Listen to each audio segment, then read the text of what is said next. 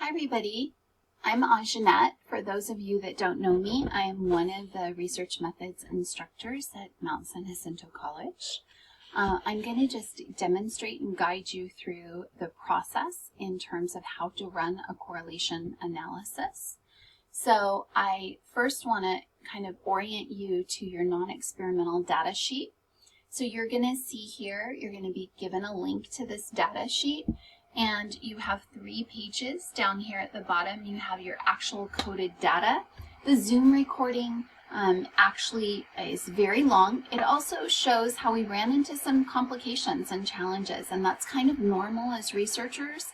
But rather than having to go through that process and add confusion, I'm just going to do a quick demonstration video for you. So you have your coded data here. It's all coded for you. The next one is your demographics coding, so you can see what numerical code we gave to each category. You will need to enter those into SPSS when you set up your variables. And then finally, there's a method sheet.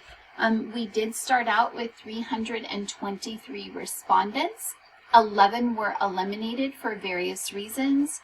2 because they did not consent, 2 because they were under 18, and the remaining 7 because they indicated they were not current students or currently taking classes. And this study was focused on student stress or student well-being. And so I use the term respondents because that's actually who responded to the survey. They were exposed to the informed consent, and then we eliminated individuals, and then our final sample is 312 participants. So participants are the people that are actually in the study. Respondents were the ones that responded to the survey whose data may not have been included. Okay, so that's just a little bit about the data. I actually already have everything set up in SPSS, so I'm going to just quickly show you. I have all the variables entered. I enter my variables in a very distinct order, so I always do my measured variables first and then my demographics last. And these actually are entered in the order that they appear on the spreadsheet. These are all of the measured variables, the variables that you got to select from for the purposes of your study. So you have to pick 3. You're going to pick either well-being or stress, and then 2 additional variables. And so those are, again, entered in order as they appear. So remember, the name is what shows up in SPSS as a variable name. The label is what shows up in your output. I usually copy and paste, but then I might add more information or I'll add my spaces in the label so it's clear when I read the output later on. So all you have to enter is the name. You can copy and paste that into the label and then make whatever edits you want to make it more clear and organized. Then you have to go here to the measure column and say what scale of measurement applies. All of your measured variables are scale variables, which means they're interval or ratio. Remember, your scales of measurement from stats are nominal, which are qualitative categories, ordinal, which are categories, but now they have a ranked order like first, second, third place, interval, which they are categories, ranked, and now they have equal distances between the rank. And then finally, ratio, which is the same as interval, but it includes a true 0. SPSS treats these 2 as the same. So interval and ratio together are considered scale data. And so all of our variables are scale. When you enter those 3 values for each variable, you don't have to do anything else as long as it's a scale variable. Age is part of our demographics. It also is a scale variable. And then the rest now, our demographics, are categorical variables. They're qualitative categories. They're nominal variables. And so when you do enter a nominal scale of measurement, you have to code the data. So we have assigned 1 for Asian American, 2 for Black African American.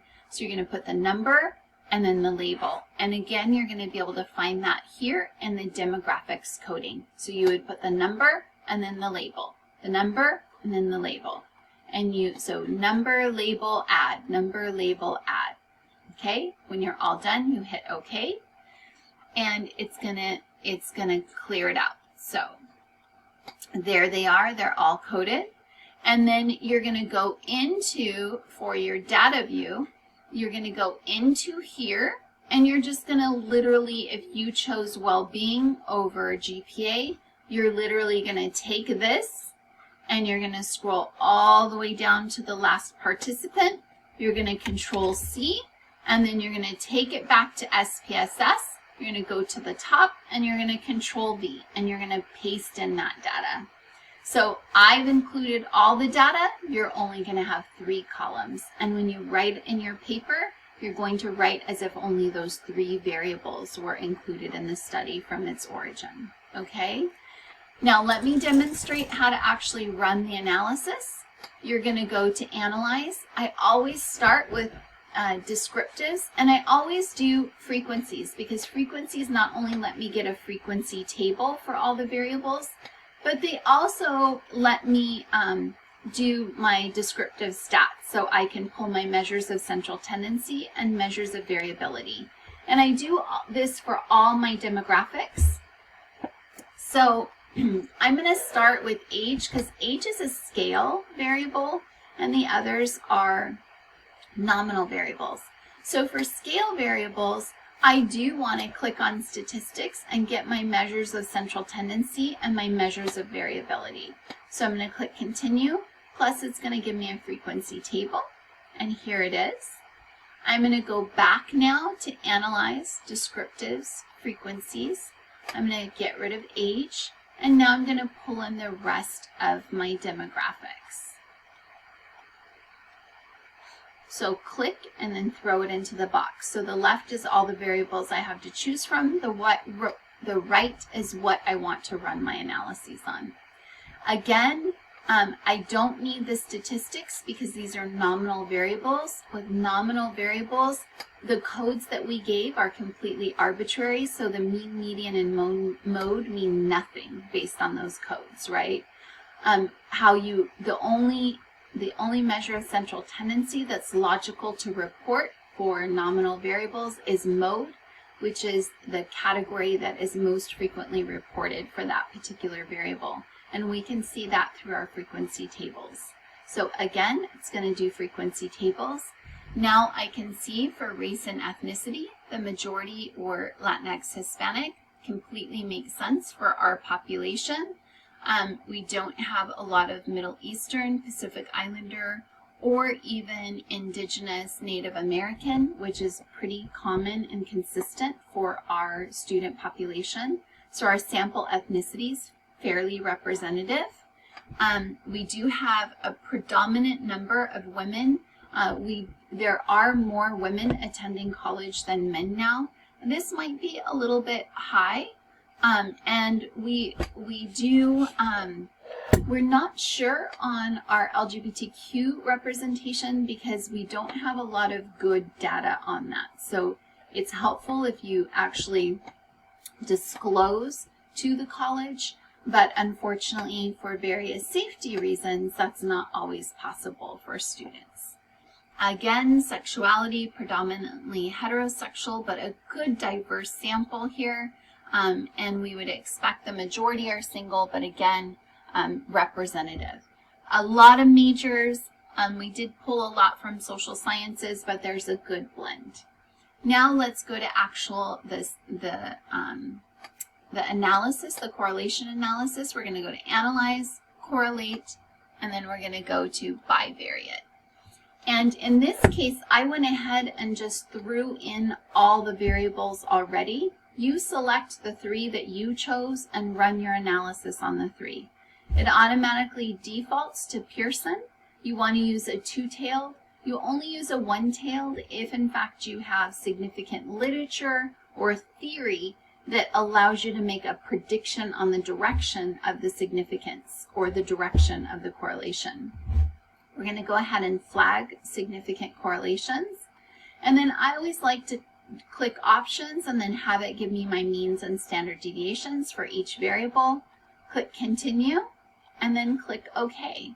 And what it's going to give you is a correlation matrix. Now, my matrix is huge because it's including all of the variables. Yours is going to be a little smaller and only include the 3 variables that you selected for your study. I want you to take note that all correlation matrices are the same. We do have this diagonal of 1s that goes across, and the data above the diagonal is exactly the same as the data below the diagonal. However, it's just in a different order and sequence. So each variable is both a column and a row. See, well-being, well-being, happiness, happiness, self-efficacy, self-efficacy. See that? So, of course, well, the correlation is where the two things, the row and the column, intersect, right? So it's saying well-being and well-being. Well, that's a perfect correlation out of 1. Of course, because it's the exact same data, it's correlating it with itself, and so of course it's a perfect correlation. So the diagonal we just don't pay attention to, right? We either focus above or below. So I'm going to focus above. Well-being and happiness is a 0.643 correlation. The 2 asterisks tell you it's correlated at an alpha level of 0.01. If it has 1 asterisk, it's correlated at a 0.05. I have my students do 0.05 because coming out of statistics, you should have learned that about 95% of the population falls within 2 standard deviations of the mean on a normal sampling distribution. And so therefore, I think the 0.5 is really logical and helps fit in with what you just learned about stats. And you should know, though, that most research is now done on an alpha level of 0.01. And so this is a significant correlation. 0.643 is actually going to be a moderate to strong correlation. And that means it's a positive number. So that means that as well-being increases, happiness increases. Or as happiness increases, well-being increases. Self-efficacy is also a significant positive correlation.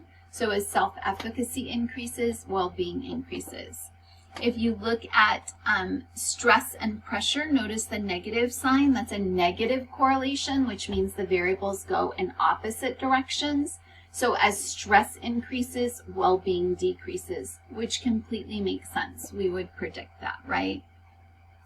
So go through and find your variables, or enter your variables to find out how your variables are correlated.